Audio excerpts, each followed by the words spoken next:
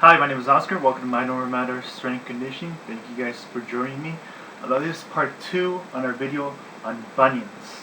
For part 1, check out what is a bunion, and over there we learn exactly what causes it, what are the symptoms, and different treatment options.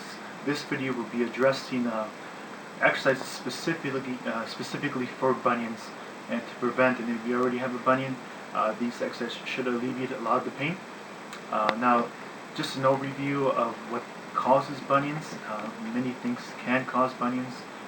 One, women are more susceptible, and just wearing a heel that's not fitted well, it puts a lot of stress on the joint, that big toe joint, the metatarsophalangeal joint. That's the scientific name. But usually, if you wear heels for a long time, it actually puts a lot of stress on that specific bone, and that's kind of what causes it. But also, any type of fitting shoe. I mean, I recently started playing soccer again, and I used to have a bunion, but it went away because I stopped playing. But a lot of times it can cause from wearing cheap shoes. I really don't need expensive shoes. But I bought my regular size, but what I forgot is that I also have to put 2 different socks on for soccer. So now my feet are all cramped, and I started experiencing some sort of bunion, so I know kind of what it feels. So I remember all the exercises that I learned from physical therapy, and I modified them a little bit more specifically to help you guys out. And you don't need any equipment, so you don't need any fancy equipment or any TheraBands. But the only thing you will need is this toe separator. This toe separator and maybe a towel. This toe separator costs about $1, $2 at the store, but it can really save you from alleviating the bunion and also prevent you from having surgery on that bunion.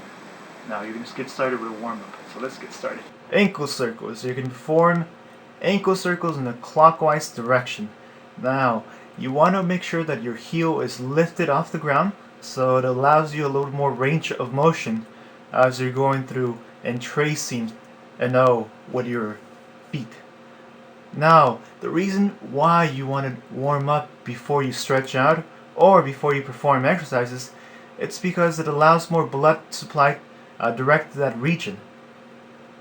Now, blood is very important because it removes a lot of the waste product of an injury. White blood cells do that, but also red blood cells carry oxygen and nutrients to that muscle or that injury site, so that way you guys can recover faster. So that's why we're doing circles. Now in this one you're going to continue doing the circles, but this time you're going to go in the counterclockwise direction. You're going to involve a lot of muscles doing these 2 movements. Those 2 movements that you're performing are mostly referred to as Pronation Supination. They work by making those 2 bones, the talus and the calcaneus, move the joint. Subtalar joint, that's what it's called. Now as you're doing this, you want to make sure that you don't go quickly and just nice and easy, making sure that you go through full range of motion.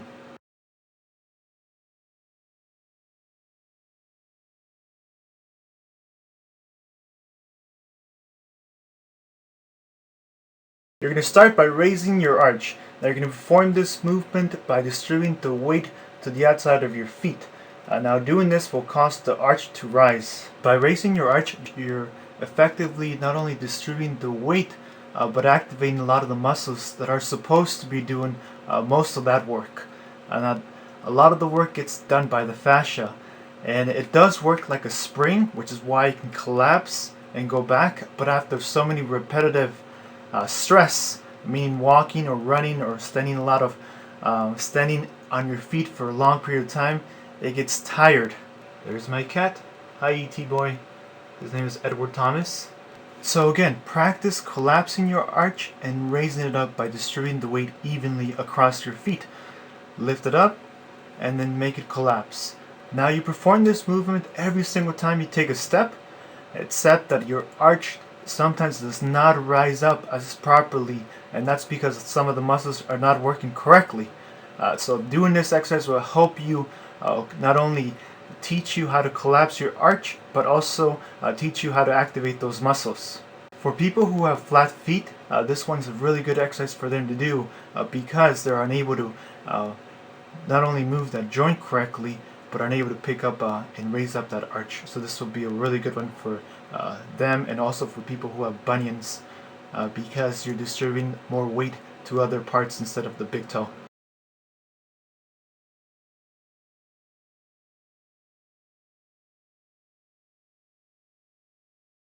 You're going to start by putting the toe separator between your toes. You're going to start by extending your toes straight up and hold it for 10 seconds. After 10 seconds, rest for a few seconds and then do it again. My toe separator is a little bit off. It's a little bit lower than it should be.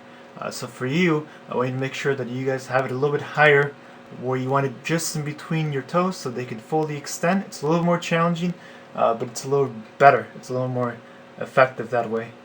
So this one's a good starting point, but you want to go to you want to just keep the toe separators right in between the top of your toes.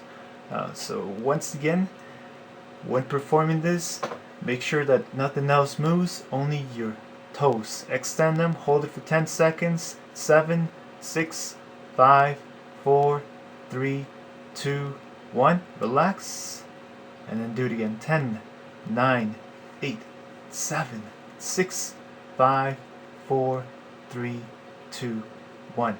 Now you can perform these almost anywhere. You don't have to have the toe separators. They just really help with the movement to make sure that you're doing it correctly.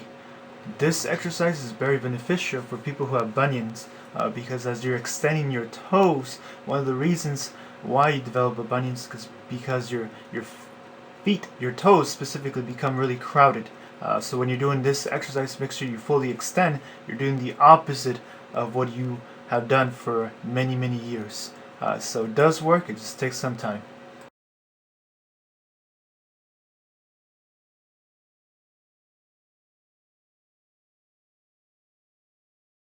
You're going to start by contracting your toes and holding it for 5 to 10 seconds. Now, make sure to only contract your toes. As you can see, when you contract your toes, you're going to develop an arch. And now notice the arch that you develop.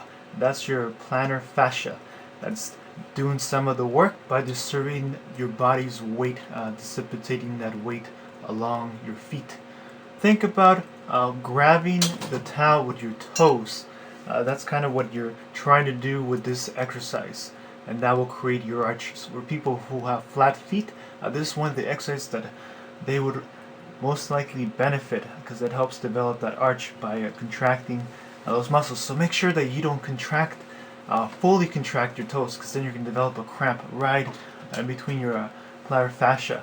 So only contract the top of your toes, make sure you develop that arch, hold it, and then relax. What happens if you contract your toes too much, you end up most likely with a cramp, and you want to avoid that. So this will help with people who have bunions, because doing some of that movement is actually good for it. You're not deviating from left to right, or abducting or abduction. You're flexing and extending your toe, and that's what you want to practice for people who have bunions.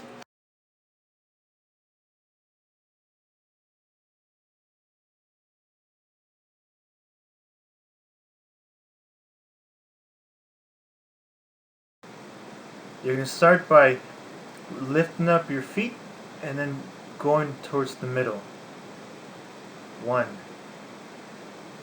2, 3, 4, 5. Pretend that you have a ball here and then you're kicking it. 6.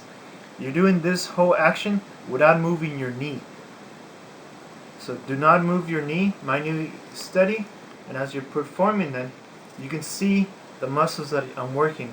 The anterior tibialis, and you can see it all the way back over here. So supination is performed by two muscles, your anterior tibialis and your posterior tibialis, which is located in the back. Mainly your posterior tibialis does supination, which is why it doesn't take that many repetitions to actually feel it. And this helps with people who pronate a lot, a lot of runners especially, but also people who have bunions. Now you want to perform these exercises 2 to 3 times a week, and every 2 weeks increase either repetitions, sets, or holds. Now you also want to take pictures to monitor your progress to make sure that these exercises are actually working for you, and that way you actually have documentation of everything you have done. Thank you guys for watching, and I'll see you guys next time.